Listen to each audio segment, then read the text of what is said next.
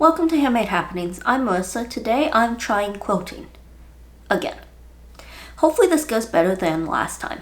I do think it will, only because I'm only doing a baby quilt instead of like a really big one. I'm primarily doing this to try the Cathedral window quilt block. I had seen this block several years ago, but I've never gotten around to trying it just because it does take up a lot of fabric. I chose a light pink broadcloth for the background of this block, and for the print in the middle I used a fat quarter bundle that had floral prints.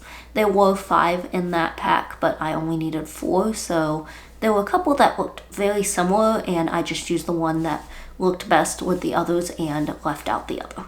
I started by cutting a bunch of 5-inch squares from the pink broadcloth. And when I say a bunch, I really mean a bunch. Each block needs 8 squares. There's 16 blocks, so that's a total of 128. I took half of the squares and folded them in half diagonally and pressed to get a triangle.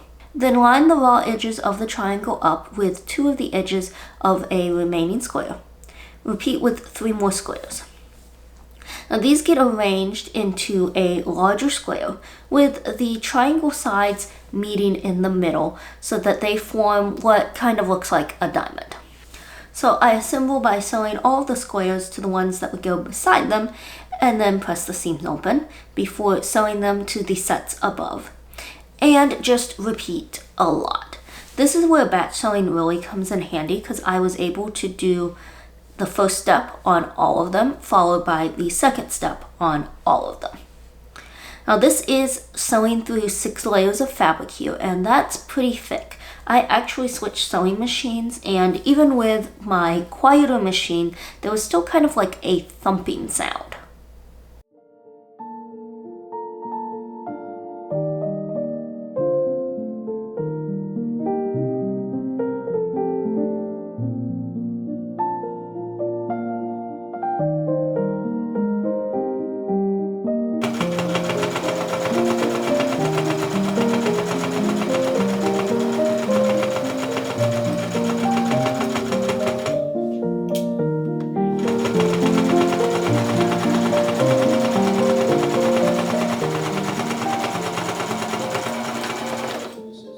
Now, I wasn't following a tutorial as I did this. I was going based off of memory and using my own measurements.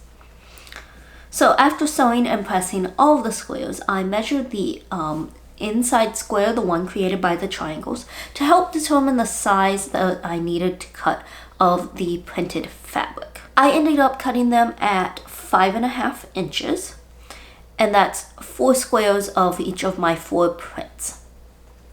And that did end up including the selvage edge on those, which I wasn't supposed to do, but it was the most efficient way to cut it, and it will be covered, so I'm not that worried about it.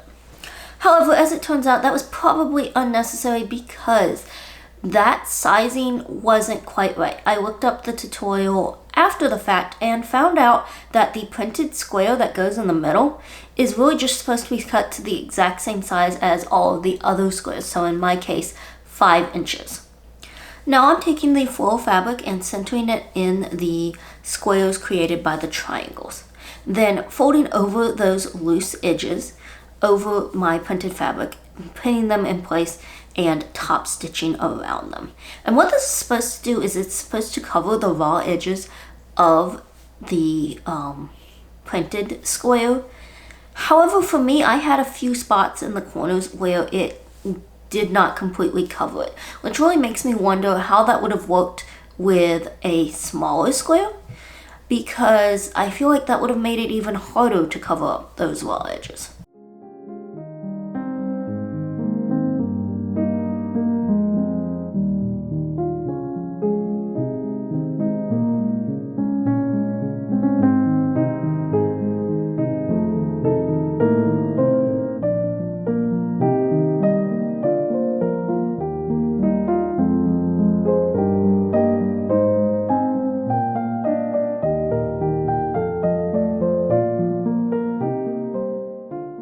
So there's the finished squares. I sewed them into rows and then sewed the rows together into a quilt top. Now I'm going to pause here and say that I wasn't happy with how these blocks turned turned out.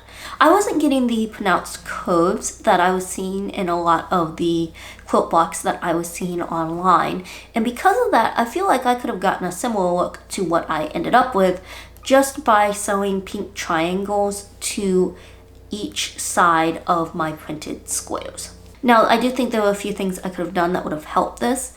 I've seen a few online where a contrasting color was used for the triangle compared to the background, and that made the frame around the printed fabric stand out a little more than what I had. Another thing I've seen is ones where triangles are done on both halves of every square so that there's more printed fabric and actually less of the pink shows overall. But the problem I have with that is just the amount of fabric it uses, because for every spot where there's a printed fabric, that's 4 layers of fabric right there in that area. And to do that across the whole quilt top, that just seems like a lot, especially when you consider that I still have to add backing and a batting to this. Overall, this probably isn't a block that I'm likely to do again. But back to working on it because it does get better. I'm making my quilt sandwich. I use the pink broadcloth for the backing, some fleece for batting, and then the quilt top. I trimmed away most of the excess, but left a slight overhang where possible. Then I pinned the layers together. And I'm trying free motion quilting again. I remembered to lower the feed on my machine this time, so I did kind of swirls and a bit of a random back and forth all over the pink portions of the quilt top, but left the printed fabrics unquilted.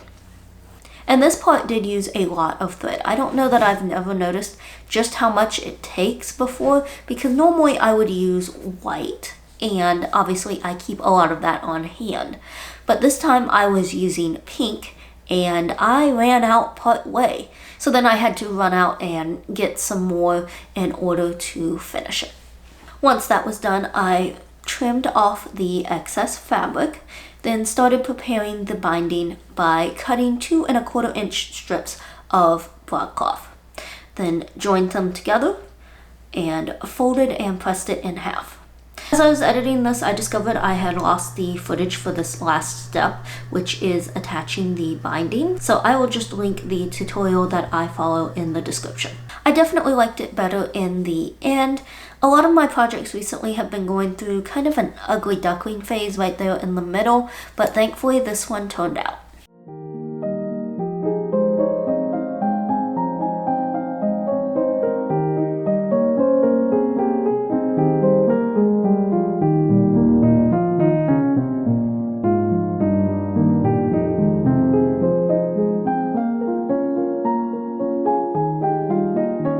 Thank you for watching, and I hope you'll join me next week for another handmade happening.